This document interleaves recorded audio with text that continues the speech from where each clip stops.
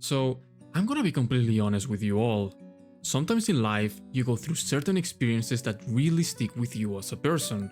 Experiences that inspire you and might help you grow as an individual. Ones that can even be categorized as eye-opening.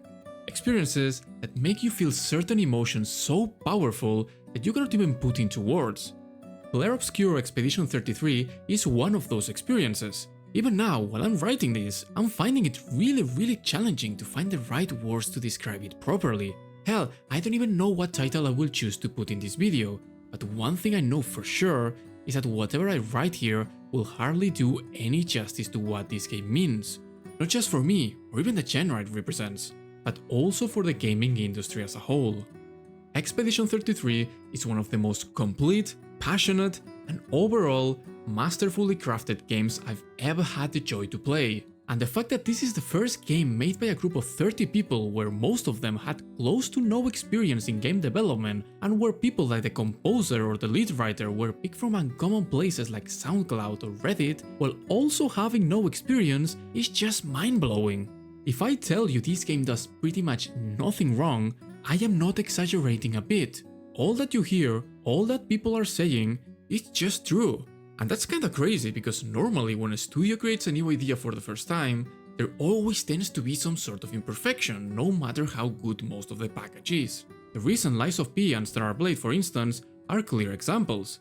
They can be excellent games, especially being their first attempt too, but they also had clear weak points in certain specific areas. Other times, this first attempt at an idea is more like a proof of concept that is later on improved upon on sequels, like Uncharted 1 and 2 back in the day, or this year with Death Stranding and its sequel that is looking to be quite better, showing us that even big studios and masterminds are not exempt from this. But the reality is that no matter how many games a studio has on their back, it's really hard to find a game where there are no buts, as in an argument like this game is really good, but this or that or the other thing doesn't really work that well.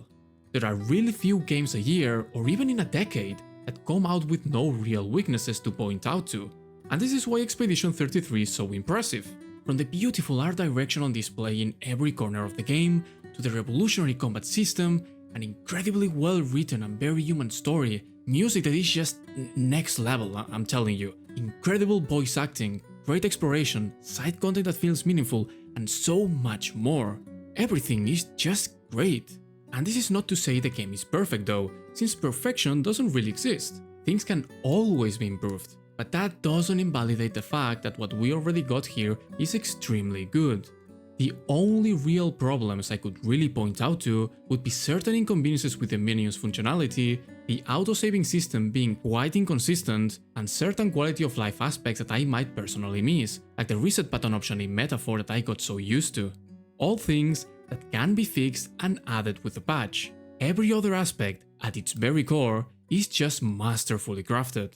For those who come after.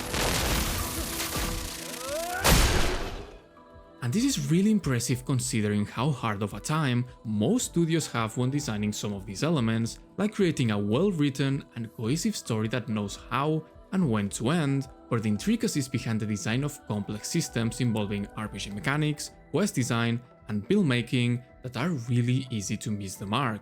It's even more impressive if we go back to the people who made this game a reality, a studio with 3 ex-Ubisoft devs and mostly junior and entry-level people who are making the process of creating a high-quality game look easy. But it's not only how good the game is, but also what it means and represents.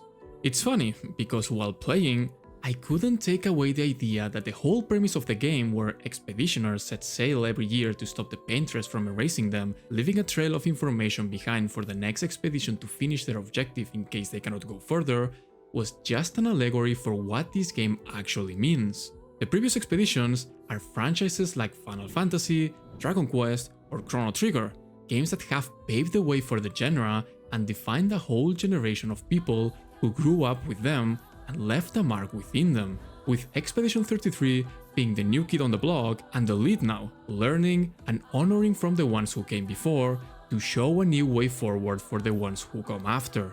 You might think that I'm exaggerating a bit, but truly, think about it. When was the last time we got an actual revolutionary turn-based JRPG? Since what? Final Fantasy X over 20 years ago? It's been a long time. The only more recent example I could pick would be Persona 5, which modernized the genre to recent times with high success, while still remaining faithful to the classic formula. But even if we put that game into consideration, it was still released almost a decade ago. And that is not to say we haven't got good turn-based JRPGs during that time frame. Sea of Stars, Octopath Traveler, or Chained Echoes are clear examples of recent great turn-based JRPGs, but despite their high quality, they still follow the classic formula that was standardized over 2 decades ago. I'll just put it like this. I've got friends who despise turn-based games. In fact, they dislike them so much that even the thought of playing one of those games would disgust them, and I'm not even kidding, nothing could change their minds. Now, funnily enough, these same people claiming those things gave Expedition 33 a shot due to the more action feel it has and how spectacular it looked, and they loved it so much that they are now considering dipping their toes into Persona and Metaphor. That is the power of a genre-defining game, and that is the power of Expedition 33. Same as the games that shaped the developers many years ago, now being at the forefront, they are doing the same with their game. A game that, fun enough, is not really doing anything new when we take all of its elements individually, but when we put them together, it creates this reactive action turn-based formula that feels so fresh, which, if combined with the realistic visual approach that it goes for, instead of the more close to an anime style that we are so used to, it just feels revolutionary. A feeling so powerful that it's making all the eyes turn to a genre that seemed dead, or at least stale not so long ago. A genre that this game is introducing to new audiences, and a genre that this game plays homage to, but also knows that it can be so much more. This is what I like to call a generational game, one that a new generation of players will be able to grow with and love the same way we did with Final Fantasy or any of the other JRPGs that defined the genre and its players in the past.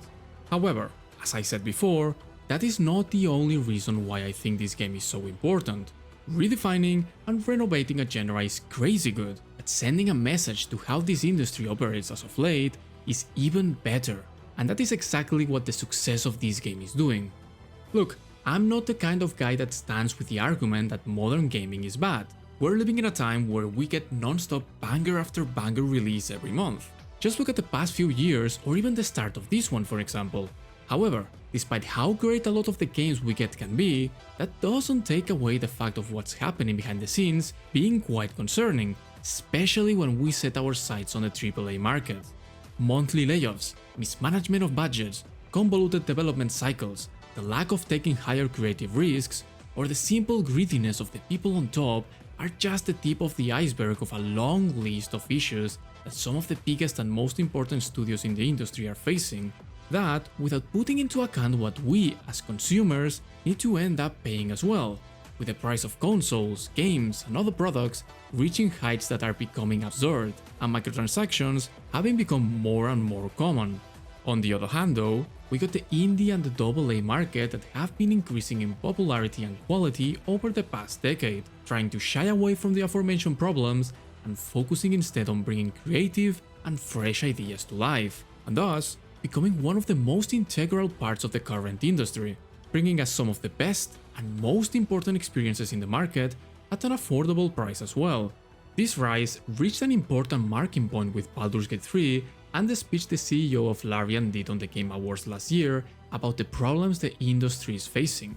A message that is being heavily backed up by games like Kingdom Come 2 or even AAA studios like Hazelight with Split Fiction that know how to do things right. But I feel like the final nail in the coffin for everyone to realize that things need to change is the release of Clair Obscur Expedition 33, a game that has defied all odds and rules set by the industry. One that, despite its high quality and AAA look, didn't need a big amount of money or experience behind to be made, and one that wouldn't have been possible to flourish in a AAA environment due to the convoluted nature of their development cycles. This is a work only made possible by a group of people that the only thing they had in their minds were two things: the love they had for video games and the passion to bring their ideas and creativity to life through them. The best part though is that this massive game only costs $50, which almost feels like you're stealing from them, creating a wave of people who buy the deluxe edition and OST just to show support at the amazing product Sandfall Interactive has produced. Not only that, this is also creating a wave of support to games that come out at a lower price and respect their consumers. Games like the aforementioned Kingdom Come Deliverance 2 and Baldur's Gate 3, but also games outside the indie market like Hi-Fi Rush or Alan Wake 2 did some years ago. And after the success of some of those games, you just want to see the ones to come next to find the same success. And when before I would buy new full price games without much thought like the upcoming Ghost of Yotei, now I hesitate, despite knowing that it's probably gonna be good. However, I also know that it's probably gonna give me way less than what Expedition 33 and the other examples have given me for a lesser price tag. But to be honest with you, I just can't shake this feeling that the line between what is AAA and what is not is blurring day by day, and that the future of the industry might have to go through smaller and passionate teams like these ones, or maybe not so small since Larian is everything but small, but at least teams that do have that creative freedom and drive to realize their ideas without fear that someone on top tells them what to do or not. A topic that brings me to one important point. I often hear that the conception of this game has been a miracle, even by the developers themselves, but I don't quite agree with that. Miracles don't happen by themselves. You make them happen through hard work. If I had to describe the success of this game, it wouldn't be a miracle, but simply human. We're so used to people treating others like numbers, asking for 4 or 5 years of experience, people telling us what is good and what is wrong, and telling us what is our worth when the only thing they have in their heads are their own pockets. We are asked to act like robots, and because of that, we forget the human touch that is so important. This game is a clear example of that human touch. A game directed by a guy who got bored of being treated as a number in a big studio and decided to recruit a bunch of inexperienced but passionate people that anyone else would have said no to, but he trusted them with his big ideas and ended up delivering not only an expertly crafted experience, but also the creation of a group of people that he could probably call family now. This is a lesson not only to the gaming industry, but any industry out there to treat their employees as humans, to give people a chance to prove themselves, to create a work environment that is safe and comfortable, where passion is nurtured over anything else, and that if you treat people with care and love, both employees and customers, good results will come your way. Teams like this and products like this show us how things should be done, and Expedition 33 is showing everyone why. Look, I don't know the importance that this game will have in the coming months and years after the message it's sending with its success. That is something we will see with time, I guess. But the initial effects that it's having on players are clear. This is an instant classic, and the current frontrunner to win the Game of the Year award. And if I'm being completely honest with you, I think this game will join the list of one of the great ones, paving the way and being a referent for the ones who come next. But if nothing else, this game is just an incredible accomplishment. One that should be celebrated as highly as it is, and one that we should all be grateful we got the chance to experience. Furthermore, this is a game that shows a way forward to a genre that had been feeling somewhat stale or maybe overly familiar throughout the years, and had been struggling to captivate newer and younger audiences alike. Clair Obscur Expedition 33 is a love letter to that genre and the games that helped it take shape. It's also a love letter to us, the players, who grew up with JRPGs and turn-based games or fell in love with them at some point in our lives. But it's also a love letter to newer players that are about to delve deep into them for the first time. Expedition 33 might fun enough not be a Japanese game, but I'll be damned if it doesn't have the essence of one. This is a game that knows how to honor the past of the games that came before it, while at the same time, it also has the courage to set its eyes on the future.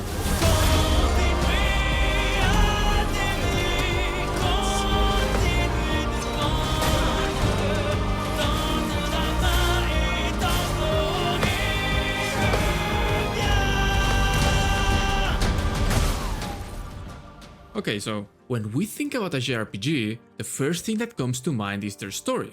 A good story can literally make or break a game, and here it's really important they stick the landing bit with characters or the plot.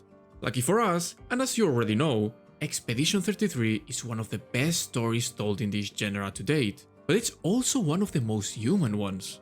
This is a story that starts with a bang, instantly hooking you into its world and characters, and just doesn't let go until you see the credits roll for the first time. One that will make you go through a variety of beautifully crafted environments, and one that will make you experience a roller coaster of emotions while you see the events of the world surrounding you unfold, with a perfect balance of drama, comedy, and epicness. But most importantly though, this is a story that knows how and when to end. And despite you knowing that it has to eventually come to a closure, you just don't ever want it to end, even if this ending means giving the whole adventure meaning. Words just cannot describe how well made the conception of this world is, and how interesting and easy to dive in feels to the audience. But if there is one aspect that allows this story to reach heights so high, besides the setting, that would be its characters that give everything shape. These are characters that feel so human in every way possible. They are multi-layered and complex individuals that display such a wide range of emotions, from the basic ones like anger, sadness, happiness, to doubt, envy, resentment, selfishness, complete despair, or fear. They will voice their minds sometimes, others they won't. They will speak over each other, but they will also try to listen. They will say something, but maybe they will change their minds the next day. And above all else, they will struggle with how flawed they are. These are some of the most close to reality characters you will find, and this last point sums up why really well.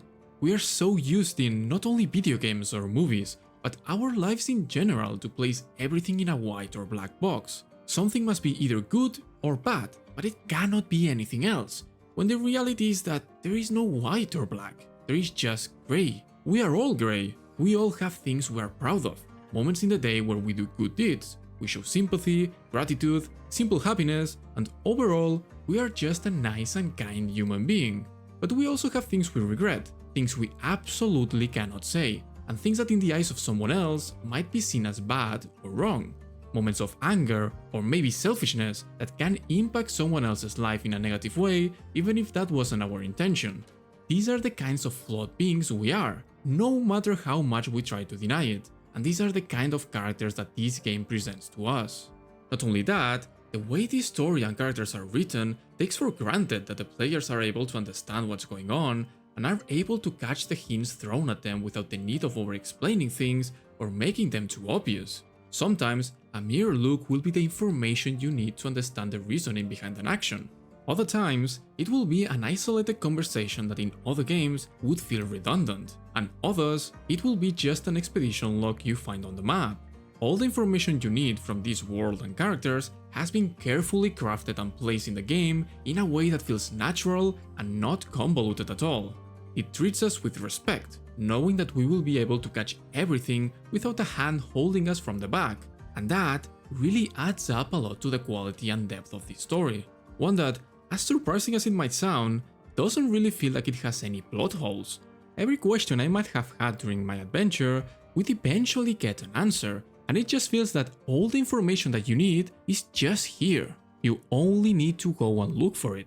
There is information deliberately being held from the player, sure, probably information being saved for a later DLC or sequel, but once you see the full picture, everything just clicks together beautifully. A really impressive feat for someone who didn't have experience before, especially knowing how hard other stories struggles to tie loose ends. The most impressive thing though is how the age of these characters is portrayed. We are so used in stories to see young characters, or characters of any age really, to act like they know everything or at least more than they should at their age. They don't necessarily need to be bad characters at all, but the importance of the age simply takes a backseat and doesn't seem to affect much at the decisions the story wants to make them take. That is not the case here. Despite the different experiences they have gone through in their lives, every character still acts the way someone of their age would normally do. Lune, Ciel, Gustav, and Verso all act like someone who would be in their early 30s. They have things more clear than someone in their 20s, sure. They have more responsibilities and a better understanding of what they want to do and where they want to go with their life, but they are still young enough to have doubts and insecurities as to whether the path they are choosing is the correct one and if what they are doing is what they actually really want to do or not. They are not all-knowing and most certainly don't have the answers to all the problems they face. They are still but young adults figuring their life out. Mael works the same way. She is but 16 years old, and despite everything she might be going through at such a young age, and being way more mature than the average teenager, she still does act like someone so young. Sometimes thinking that she knows way more than she actually does. Other times, doing things in a more selfish way, thinking that she is doing the correct thing without putting much more thought into the consequences of her actions. And other times, simply not being able to see a way forward when everything seems lost. These portrayals rely on the idea of these characters being deeply flawed and grey. They will do a lot of good things, but along the way, they will make mistakes that will help them grow. But above all else, whether the decisions they make are better or worse, whatever that means, they most certainly will make them human. What are we gonna do, huh? Tell me. What are we gonna do? We're gonna take down the paintress, just the three of us? Now, both the motion and voice actors deserve as much praise as the writing team for bringing these characters to life. The bodies of the characters are so detailed that sometimes, as I mentioned before, with only their faces, they will display such a range of emotions that words won't be needed to understand how they feel. It's actually astonishing how realistic the animations on their faces appear and how much information you can take away from a single look. But equal praise must go to the actors that bring their voices to life, with Ben Starr, Jennifer English, Andy Serkis, and a long list of talented actors that not only bring some of the best performances of this year, but probably of their whole career. There is literally not a single voice that stands out as bad. They are all incredibly good and hit the mark time and time again, no matter the tone of the scene requires of them. But I want to make a special mention to Charlie Cox, who, same as Andy Serkis, comes from being a Hollywood actor, but contrary to him, Charlie had no experience voice acting in a game before, and while voicing a fictional character and doing live action might not be so different from our perspective, becoming a character with your own body and voicing one while you have to imagine them in your mind are different kind of challenges. Charlie Cox adapts to this new way of acting perfectly, delivering a beautiful performance as Gustav that completely raises your image of him as Daredevil from the very first moment he's on screen, becoming one of the highlights of this game. I truly hope we see him again in the future in some other game, because this guy is really good. But going back to the story, an important aspect of the game that helps us understand this world and characters even further is the side content. Side content that pretty much feels like a part of the main story, considering the amount of extra information and context we receive from them, with new important cinematics, boss fights, plot threads being resolved, and just a staggering amount of new zones and overall content that feels extremely rewarding and add up a lot to the experience. They feel so important, in fact, that not doing them feels like you are not getting the full, complete, and intended experience. We are so used to having games present us with side content that just feels like a chore, that feels bloated for no meaningful reason other than to stretch the lifespan of a game. In Expedition 33 though, you are enticed to do this content, but most importantly, you just want to do it, because not doing it means missing out on all the things mentioned before and more. Really cool challenges, important items and cosmetics, exploration of new beautiful zones, and most importantly, a lot of lore and extra story that adds up quite a bit to the world and characters that we have grown to love so much. This is simply just a masterclass on how to do this side content the right way, and how to make the players engage with it willingly. However, what is confusing is that most of this content feels like it should be played before the final moments of the adventure to get that extra bit of context before the very end. But if you do that, you will find yourself so over-leveled that you are gonna steamroll through the whole finale, not only not finding a challenge, but also being in danger of skipping dialogue in fights and missing on the visual spectacularity at display from them. You can just simply leave the side content on the final moments of the adventure for after you finish with the main story. It's really not a big deal. But it does still feel weird there is no level sync system or something to at least make everything feel a bit more balanced despite what the players choose to do. Be it as it may though, this is a minor inconvenience easily fixable with a patch, and the only reason we are having this conversation is because of how good this content is and how badly you will want to do it. Coco, get ready. Brace yourself. When it comes to the combat, there is not much to say that you don't already know. It looks great, it plays even better, it's challenging, and overall, it just feels revolutionary for a genre that it was in desperate need of something like this. The best part of the combat system, and the reason why it never really gets tiring or repetitive over time though, is thanks to the multiple builds and skills at your disposal that keep the experience refreshing every time you play. To start off, each character has its own very distinct and unique playstyle that will dictate how the abilities at their disposal can be used and how they will mix with each other to give additional effects. On top of that, we have these runes called pictos that will give us additional stats and a variety of buffs that have a massive impact on how we decide our skills and characters to play. But to top it all off, we have the weapons that give us unique effects related to each individual character that drastically change how you approach your build. When we combine all of this together, it gives us a lot of freedom when deciding which playstyle we want to take. You want a build focused on range attacks? Got it. You want something more focused on melee attacks instead? You also got it. Maybe you want something more focused on playing defensive? Sure, have it your way, sir. Or maybe you just want to go a high risk, high reward kind of build. There are a lot of options and possibilities that can even mix with each other to create very fun and unique builds. And while each character has their own clear weaknesses and strengths, that doesn't stop you from playing them the way you want within the realm of possibilities. And yes, there are some builds that will clearly be more overpowered and focused towards breaking the game with its raw power, but that doesn't mean all the rest are weak. The opposite in fact. You can safely play with any build that you come up with, since the game clearly is giving you the tools to test and experiment with. This theory crafting process is one of the highlights of the game outside of its story, and it's where a fair amount of my playtime also went to. But while it's incredibly fun to come up with ideas along with every new unlock and item you get, the menus where you do this process could also have a bit more of work.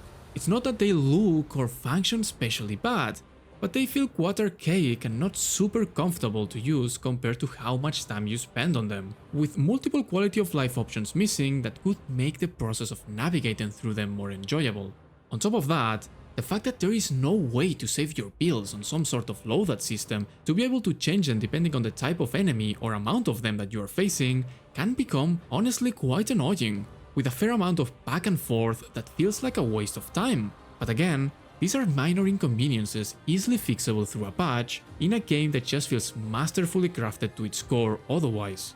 And talking about masterfully crafted experiences, now it's a good time to talk about the music by Lorien Testard, and I only got 3 words. What the